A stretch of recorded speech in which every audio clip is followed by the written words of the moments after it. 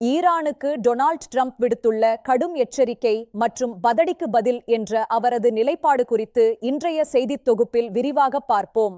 அமெரிக்காவிற்கும் ஈரானுக்கும் இடையிலான மோதல் ஒரு புதிய கட்டத்தை எட்டியுள்ளது. முன்பெப்போதும் கண்டிராத படைபலத்தை பயன்படுத்துவோம் என்று ட்ரம்ப் உறுதி பூண்டுள்ளார். 2018இல் ஈரானுடனான அணுசக்தி ஒப்பந்தத்தில் இருந்து அமெரிக்கா வெளியேறியது இந்த விரிசலின் தொடக்கப்புள்ளியாக அமைந்தது. இதனைத் தொடர்ந்து ஈரான் மீது அதிகபட்ச அழுத்தம் கொடுக்கும் பிரச்சாரத்தை ட்ரம்ப் நிர்வாகம் தொடங்கியது. 1500க்கும் மேற்பட்ட தடைகள் விதிக்கப்பட்டன.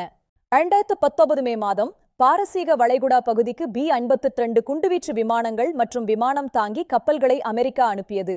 ஹார்முஸ் நீர் சந்தியில் அமெரிக்க படைகளுக்கும் எண்ணெய் கப்பல்களுக்கும் ஈரான் அச்சுறுத்தல் விடுப்பதாக உளவுத்துறை தகவல்கள் தெரிவித்தன. ஜூன் 2019இல் அமெரிக்காவின் குளோபல் ஹாக் ட்ரோனை ஈரான் சுட்டு வீழ்த்தியது. இது இரு நாடுகளுக்கும் இடையே பெரும் பதற்றத்தை ஏற்படுத்தியது. முதலில் பதிலடி கொடுக்க ட்ரம்ப் உத்தரவிட்டார். ஆனால் உயிரிழப்புகளை தவிர்க்க கடைசி நிமிடத்தில் அந்த தாக்குதலை அவர் ரத்து செய்தார்.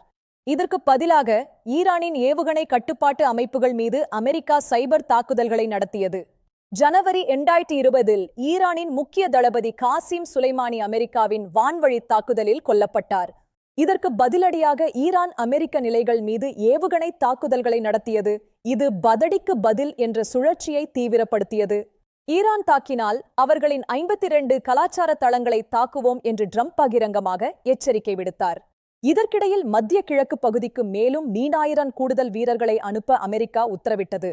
முன்பு எப்போதும் கண்டிராத படைபலம் என்ற ட்ரம்பின் வார்த்தைகள் ஈரானுக்கு விடுக்கப்பட்ட ஒரு தெளிவான இறுதி எச்சரிக்கையாக அமைந்தது.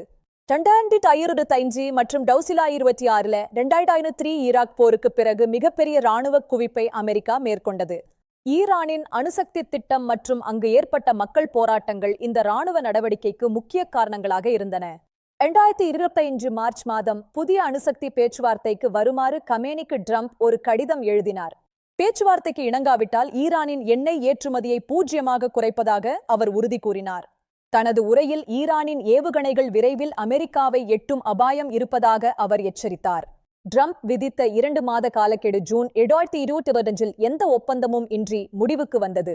இதனைத் தொடர்ந்து இஸ்ரேல் ஈரான் மீது தாக்குதல் நடத்தியதாக தகவல்கள் வெளியாகின. இது போரை தூண்டியது.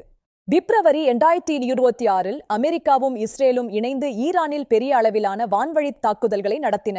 இந்த இராணுவ நடவடிக்கைக்கு ஆபரேஷன் எபிக் பியூரி என்று பெயரிடப்பட்டது. இது ஈரானின் ஏவுகணை தளங்களை இலக்கு வைத்தது. ஈரானின் ஏவுகணை தொழிலை தரைமட்டமாக்கவும் அவர்களின் கடற்படையை அழிக்கவும் ட்ரம்ப் சபதம் ஏற்றார்.